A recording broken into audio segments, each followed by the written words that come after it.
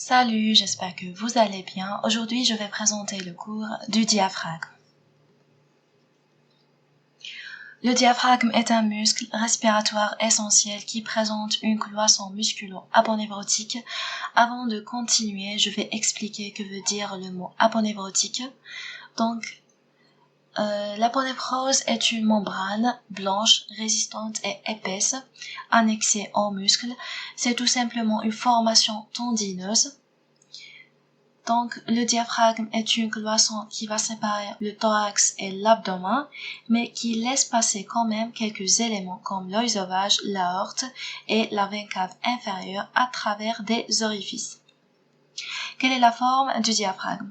Donc, il a la forme d'une voûte à concavité inférieure étalée dans le plan transversal pour former deux coupoles, une droite, l'autre est gauche. Je vais mentionner que la coupole droite est toujours plus élevée par rapport à la coupole gauche et la situation du diaphragme varie durant l'inspiration et l'expiration. Il abaisse durant l'inspiration et remonte durant l'expiration.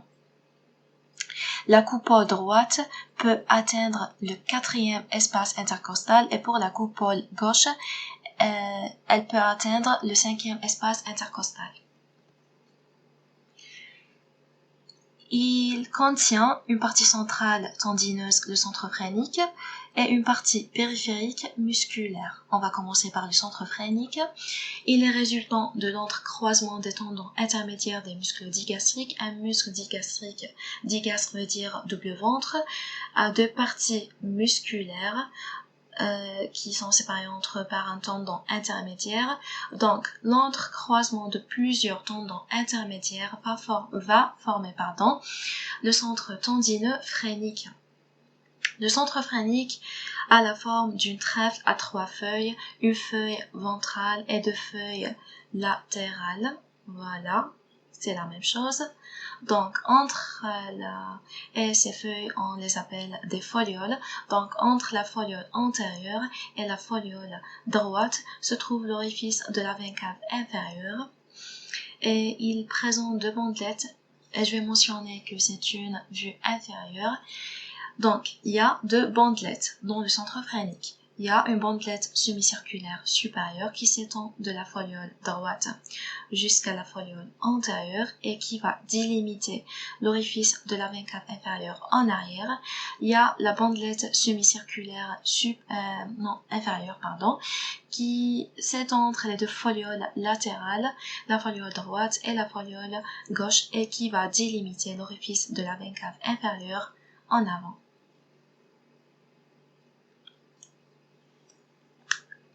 La partie musculaire, elle est formée par la partie musculaire des muscles digastriques.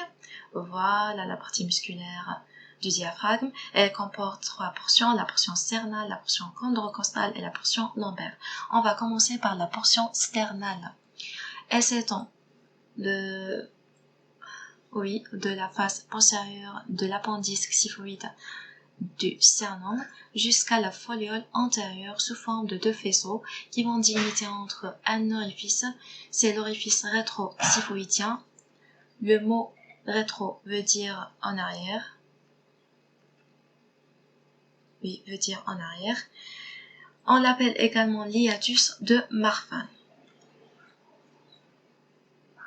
La deuxième portion est la portion chondrocostale. Elle s'étend du sommet de la foliole latérale jusqu'à la limite de la foliole antérieure. À partir d'ici jusqu'à ici. D'accord? Donc, pour cette portion, elle a deux types d'insertion. Il y a l'insertion chondrale sur les cartilages et l'insertion costale sur les os. Mais quel cartilage et quel os? Sur les cartilages de la 7e,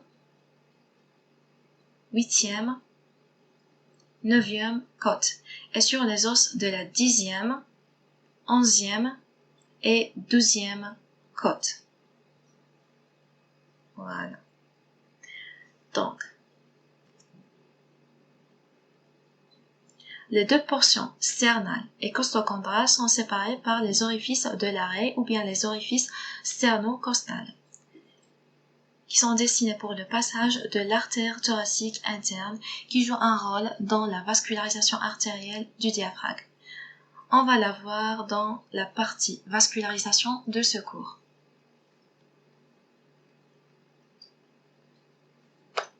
Pour la portion lombaire, elle est riche en éléments tendineux. Voilà la portion lombaire et voilà les éléments tendineux.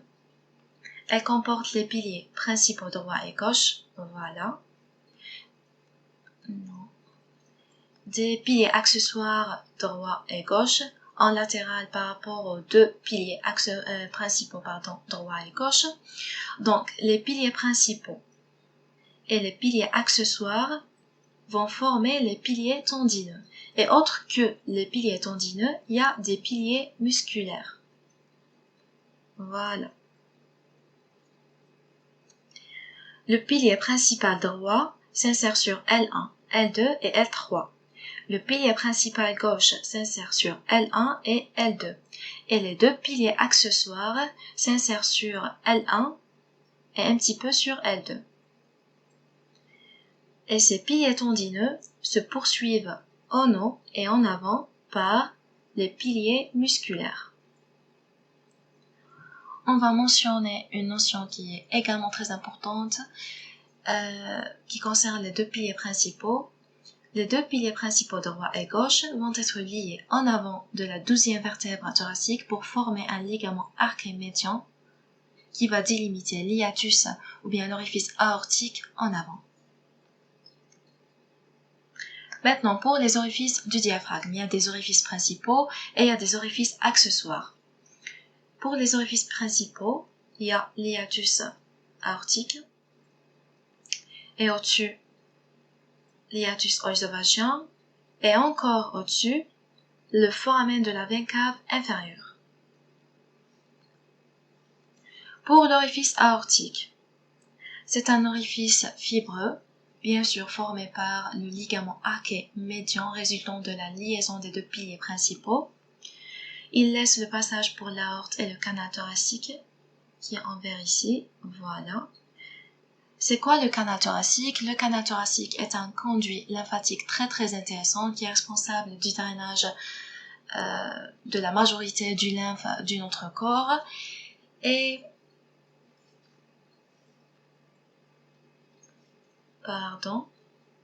cet orifice est à la hauteur de T12. Le deuxième hiatus, ça sera à la hauteur de T10. Et c'est un hiatus musculaire et qui va laisser le passage pour l'œsophage et les deux nerfs vagues, le nerf vague droit et le nerf vague gauche. Pour le foramen de la veine cave inférieure, il est à la hauteur de T9, oui. Il va laisser le passage pour la veine cave inférieure et pour la branche abdominale du nerf phrénique. Et c'est un orifice qui est également fibreux parce qu'il est formé par les deux bandelettes semi-circulaires supérieures et inférieures. Maintenant, les orifices accessoires. Il y a des orifices antérieurs, il y a des orifices latéraux et il y a des orifices postérieurs. Pour les orifices antérieurs, il y a la fente de Marfan et la fente de Larrey qui sont déjà mentionnés. Pour la fente de Marfan, c'est l'orifice qui va séparer entre les deux faisceaux de la portion cernale. Et pour la fente de Larrey, c'est l'orifice qui va séparer entre les deux premières portions de la partie musculaire du diaphragme, veut dire qui va séparer la portion cernale et la portion costochondrale. Pour les orifices latéraux, ce sont des petits orifices qui sont dispersés dans cette région musculaire, destinés pour le passage des nerfs intercostaux. Et pour les orifices postérieurs, il y a l'hiatus médial entre le pilier principal et le pilier accessoire, à ce niveau-là. Et il y a l'hiatus latéral entre le pilier accessoire et l'arcade de psoas. L'arcade de psoas est un ligament qui s'étend du corps vertébral de la vertèbre jusqu'à son processus transverse. Donc, entre le ligament ou bien l'arcade de psoas et le pilier accessoire se trouve l'hiatus latéral. Il y a également l'hiatus costolombaire qui sépare la portion costochondrale et la portion lombaire de la partie musculaire du diaphragme. Pour les rapports du diaphragme, il y a des rapports thoraciques et il y a des rapports abdominaux. On va commencer par les rapports thoraciques.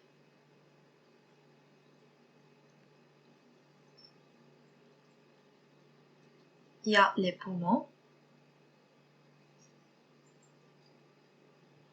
le cœur, l'aorte thoracique,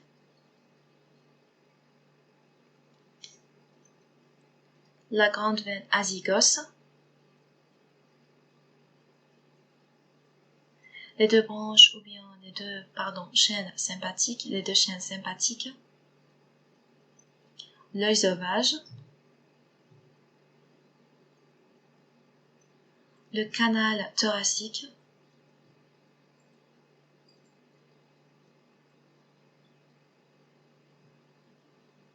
et les nerfs vagues.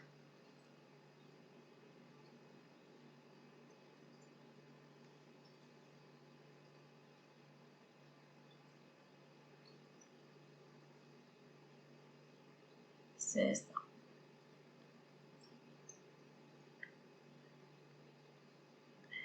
Le rapport inférieur abdominal, il y a le péritoine. Le péritoine, c'est une membrane séreuse qui comporte presque tous les viscères et tous les éléments de la région pelvienne. Elle presque recouvre la totalité de la face inférieure du diaphragme. C'est ça, le péritoine. Voilà. On va cacher le péritoine. Il y a le foie.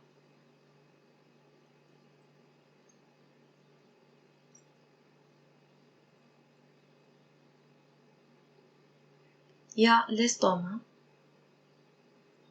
la rate. Attendez. Voilà la rate. Voilà. L'estomac, c'est déjà mentionné. Et il y a également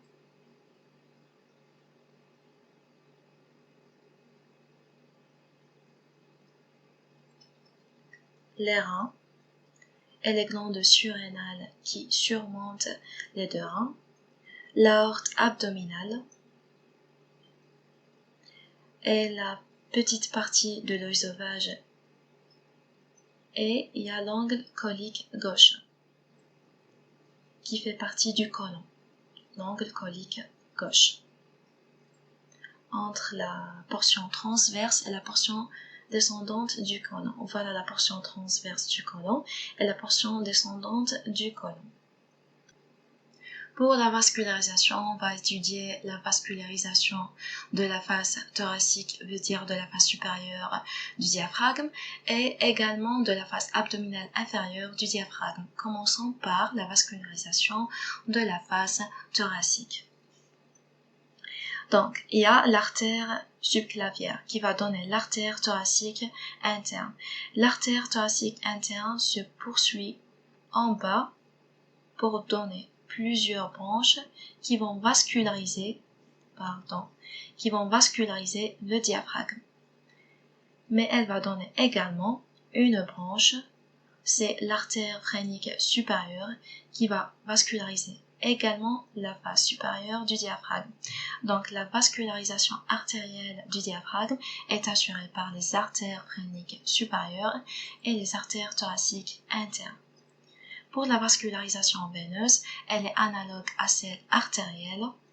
Il y a deux veines, la veine thoracique interne et la veine phrénique supérieure qui se termine dans le tronc brachiocéphalique et puis dans la veine cave supérieure. Pour le drainage lymphatique, il s'effectue par des collecteurs lymphatiques qui se drainent dans les nœuds de la région thoracique. Pour la face abdominale, Il y a les artères phréniques inférieures qui dérivent de la face antérieure de l'aorte abdominale à la hauteur de T12. Et pour les veines, il y a les veines phréniques inférieures qui dérivent de la veine cave, Oh mon Dieu. Donc, qui dérive de la veine cave inférieure qui est située juste au-dessus, la veine hépatique.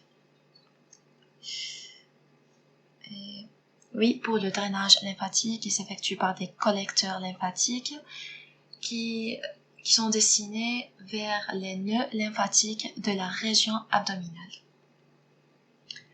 Et enfin, l'énervation. L'énervation du diaphragme est assurée par le nerf phrénique qui dérive du plexus cervical.